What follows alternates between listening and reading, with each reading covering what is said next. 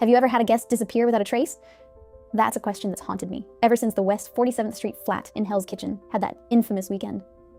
It started on a Thursday afternoon. I was going through my usual host checklist: vacuum, fresh towels, refill the coffee pods, make sure the Wi-Fi actually reaches the living room couch, and I noticed a last-minute booking pop up for a guy named Tom. Nothing unusual there, but Tom's booking had zero details. No profile picture, no review history, just a note that said, "Looking forward to my stay." Red flag, maybe. He arrived around 5 p.m., slightly disheveled, carrying a duffel bag that looked way too big for a weekend trip. He was polite, gave me a nod, and muttered something about being tired from travel. I showed him around the apartment, the kitchenette, the tiny balcony overlooking the street, the couch that doubles as a bed, and left him to settle in. Everything seemed normal. The first evening was quiet. I even texted him to make sure he had everything he needed, and he replied with a simple, "All good, thanks." That's when the first odd thing happened. Around 11 p.m., I heard what I could only describe as very fast, quiet pacing. Not footsteps, more like someone tiptoeing, but in rapid succession, circling the apartment. I assumed he was just unpacking obsessively and ignored it. The next morning, I got a message from the super downstairs. "Is your guest okay?"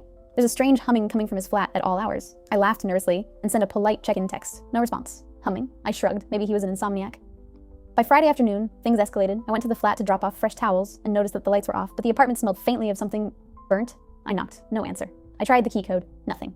Tom wasn't there, or maybe he'd left it locked from the inside. I peeked through the window and saw the living room couch completely flipped on its side, pillows everywhere, and a single playing card stuck on the wall with tape. The Queen of Hearts. At this point, I started to worry. I called, texted, even tried the building intercom. Nothing. That night, the humming returned, louder this time. I'm standing in the hallway with my phone, debating whether I should call the cops or just run. Saturday morning, still no sign of him. I entered the flat officially, key in hand, and it was empty. No suitcase, no belongings, nothing except a single note on the kitchen counter in neat handwriting. "Thanks for the stay. Hope the apartment enjoyed the music as much as I did." Music! There was no music. I checked the stereo. Nothing. I checked the computer. Nothing. I even went through the small bookshelf, thinking maybe he left a CD or vinyl. Nothing. It was like he'd vanished into thin air, leaving only that tiny clue. The apartment felt different. After that, I couldn't shake the idea that someone had been there, doing something unseen, like a ghost, playing a game just out of reach. I left the note in the drawer, half as a warning to myself, half as a reminder that not every guest behaves in ways you expect. Now, every time I host at West 47th Street, I double-check the locks, leave an extra flashlight on the counter, and quietly hope my guests are just quirky, not disappearing acts. And every once in a while, when I'm cleaning, I find something odd, a single playing card, a strange note tucked under a cushion, and I smile nervously, thinking Tom was here.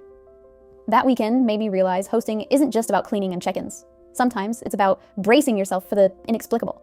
And West 47th Street?